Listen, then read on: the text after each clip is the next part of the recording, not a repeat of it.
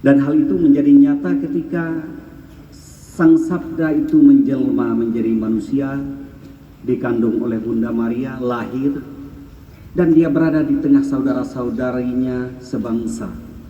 Yesus Kristus yang lahir di tengah bangsa Yahudi. Dia menuntun, dia menggembalakan, dan dia menyembuhkan yang sakit, memberikan penghiburan bagi yang berduka cita, membangkitkan orang yang mati.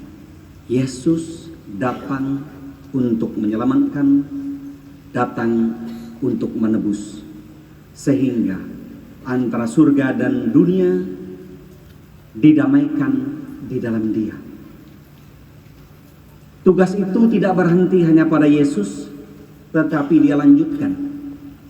Dia teruskan melalui tugas kegembalaan para rasulnya, yaitu Petrus yang diangkat menjadi ketua dari para rasul, dan ke-11 lainnya yang kemudian tugas kegembalaan ini diteruskan oleh paus dan para uskup serta para imam.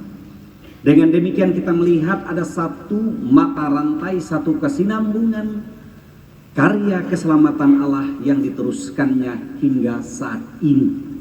Artinya Tuhan sekarang berkarya menjaga, melindungi, memberikan kekuatan, peneguhan dan penghiburan melalui para gembalanya.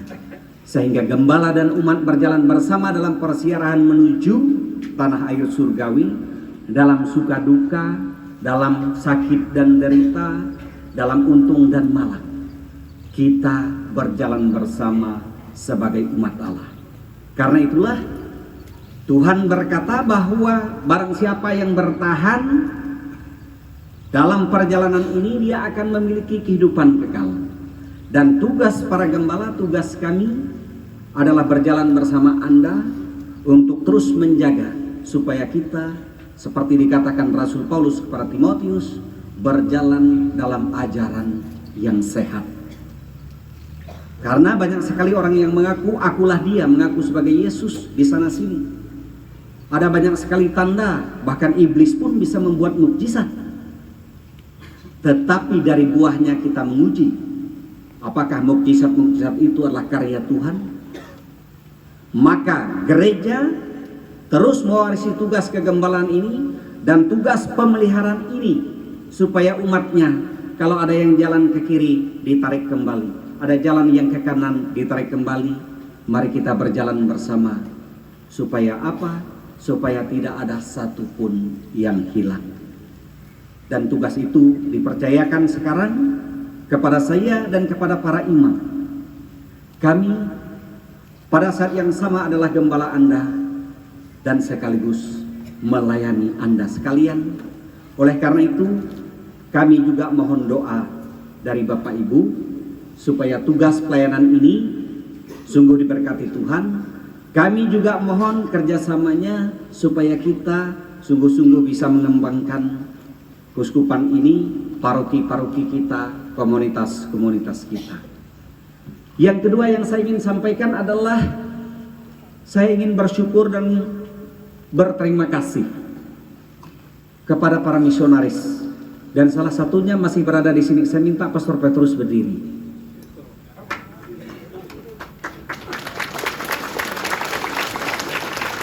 Ini adalah sisa-sisa misionaris yang mewartakan Injil di sini. Karena merekalah para misionaris Belanda dan Italia, para misionaris Kristen mulai dari Ketungahulu sana, mewartakan Injil di sini. Karena kita dulu nyembah Dewa Petara, nyembah Puyang Gana, sembahyang di pohon kayu, sembahyang di pentik-pentik. Tetapi mereka membawa kita mengenali Yesus Kristus sebagai Sang Juru Selamat. Tetapi pada saat yang sama mereka membawa kemajuan untuk kita. Karena mereka kita bisa maju seperti ini. Kalian bisa lihat ada berapa mobil yang datang di sini. Siapa yang membayangkan bahwa sesudah 40-50 tahun ini orang Dayak bisa berada dengan mobil seperti begini? Saya sengaja mengajak Anda sekalian untuk misa di sini supaya kalian mengerti bagaimana perjuangan misionaris dulu yang berjalan kaki.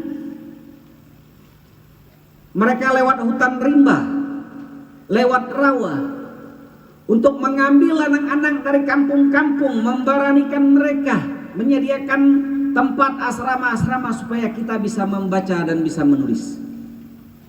Sekarang saja masih kita sulit datang. Bapak Ibu bisa bayangkan 50 tahun yang lalu mereka Pastor Petrus dan kawan-kawannya serta yang lain, mereka Pastor Nasarius, Pastor Cornelius, Pastor Donatus dari Belanda, mereka menjelajahi kampung-kampung dan mereka membawa anak-anak yang direlakan orang tua untuk disekolahkan di Nyarungkop, disekolahkan di Skadam. Kita harus bersyukur dan berterima kasih karena gereja tidak hanya mewartakan Yesus Kristus yang menjadi jalan bagi keselamatan kita, tetapi juga menjadi sarana yang membebaskan kita dari ketertinggalan, dari kemiskinan, dari keterbelakangan. Mereka membawa kita mengenal dunia baru, dunia ilmu dan pengetahuan. Karena itulah saya ingin mengajak Bapak Ibu saudara-saudari supaya bersyukur bersama, berterima kasih kepada gereja, berterima kasih kepada para misionaris yang sudah menjadikan kita seperti ini. Lalu yang ketiga, situasi dan kondisi kita yang membaik bukan berarti sudah selesai. Kita harus terus melangkah maju. Kita harus terus memperbaiki diri sebagai sebuah umat beriman. Artinya apa? Artinya kita jangan puas. Karena itu bagi saudara-saudari kita yang berada di kampung-kampung, tidak ada yang mustahil untuk kita. Kata Pak Bupati kemarin ketika pergi ke kampung sana, ada bruder yang bilang, wih, enggak nyangka agak dari kampung ini ada lahir bupati. Sama seperti kalian datang ke sini, enggak nyangka juga dari kampung ini bisa lahir seorang uskup.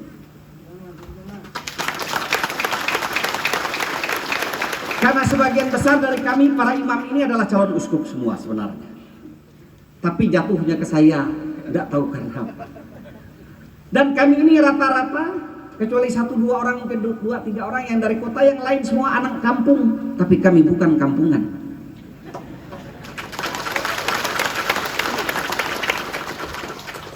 Nah, ini saya ingin memberikan motivasi untuk saudara-saudari yang berada di kampung, jangan menyerah, jangan patah semangat. Orang bisa, kita bisa. Karena itu, kalau kalian Bapak Ibu saudara-saudari diberi rezeki oleh Tuhan, gunakanlah rezeki itu untuk kemajuan. Mari kita berlomba-lomba untuk ngirim anak kita sekolah. Boleh kita makan, boleh kita minum, boleh kita punya hiburan. Itu hal yang wajar, yang alamiah. Kita memerlukan makan, minum, dan hiburan. Tetapi jangan semuanya berhenti di situ. Karena apa? Karena tugas kegembalaan ini, tugas pelayanan ini harus terus berlanjut. Karena itu tugas dan tanggung jawab dari keluarga-keluarga lah yang hendaknya meneruskan karya kegembalaan ini. Karena itu Bapak Ibu saudara-saudari, kalian rencanakanlah keluarga kalian. Kalau memang kalian mampu ya lebih dari 2 anak, silakan. Karena ukuran bahagia dan sejahtera itu bukan dari 2 atau 3 atau 4, tetapi sejauh mana Tuhan Yesus Kristus hidup di dalam hati dan dalam keluarga Anda masing-masing. Sehingga dari mulai awal Anda menikah, pacaran, Anda sudah harus mengerti. Bagi orang yang beragama Katolik ini, Saya memesankan ini. Kalian harus mengerti bahwa tanggung jawab melahirkan uskup, imam, diakon, suster, frater, bruder ada pada setiap keluarga Katolik. Jangan kita doa, Tuhan panggillah anak-anak muda itu untuk menjadi imam, biarawan, biarawati, tapi tolong Tuhan jangan panggil anak saya. Itu banyak doanya begitu. Tidak boleh lagi Bapak Ibu ya. Jadi sekarang kalau berdoa, panggillah semua pemuda-pemudi itu menjadi imam, biarawan, biarawati, termasuk anak saya. Kan begitu, baru itu doa yang berkenan kepada Tuhan kan. Saya mengingatkan ini. Lalu berikutnya juga, karena banyak sekali orang berpikir kami para pastor tuh hidupnya susah, pantun umat biasanya begini. Buat apa menyala kompor, kompor dinyala tidak berapi. Buat apa jadi pastor kalau malam tidur sendiri. Pantunnya itu, kalau kita dah tidur sendiri malam mana kita ingat macam-macam. Tapi kalau semua pantunnya begitu, tuh siapa lagi mau jadi pastor? Tapi kami punya pantun. Saya suka membeli motor, motor dibeli cap Kawasaki. Kami suka jadi pastor, tidak diganggu anak dan istri. Kan enggak ada nanti pulang tengah malam pastor Maeng, pastor Yance, pastor Yadi, enggak ada yang nanya kemana tadi tipak. Enggak ada, Bapak Ibu nyaman jadi pastor. Apa bilang susah? Karena itu saya mengingatkan kita sekalian di tengah rasa sukacita, kegembiraan ini. Nah, saya mengingatkan kita sekalian juga untuk itu. Pesan untuk kaum muda ya, sekolahlah. Sekolah yang baik-baik. Gitu kan, jangan baru taman SMP nikah. Taman SMA nikah. Kita menciptakan lingkaran kemiskinan. Kalau 20 tahun lalu taman SMA itu udah hebat, sekarang ini rasanya taman SMA itu udah seperti dulu taman SD. Sekarang orang semua ngejar sarjana. Maka mari kita berlomba-lomba juga ngejar pendidikan. Kalau bisa jadi sarjana S1, S2, S3, S4 sampai S3 juga tidak apa-apalah. Tetapi jangan cepat menikah. Ada pantun kata, gara-gara merendam getah sungai Sekayam tercemar cuka, gara-gara ingin cepat nikah sampai pinjam ranjang mertua. Nggak ada persiapan apa-apa, ranjang aja nggak mampu beli, minjam punya mertua. Sengsara loh. Bukan zamannya lagi. Ya Bapak Ibu, jadi inilah pesan saya bagi kita sekalian. Selamat datang di tempat kami ini. Inilah situasi dan kondisinya. Inilah iman umat. Dan inilah kampung halaman saya. Ya ada produknya, kornya. Terima kasih banyak. Kan?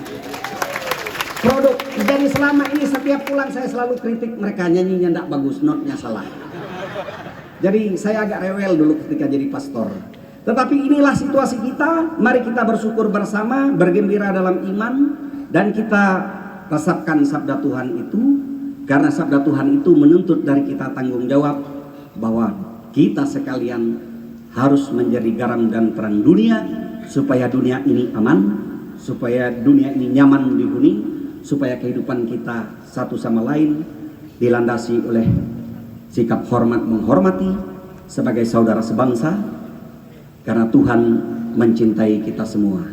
Kiranya berkat dan perlindungan Tuhan turun atas kita sekalian, atas keluarga dan usaha kita. Amin.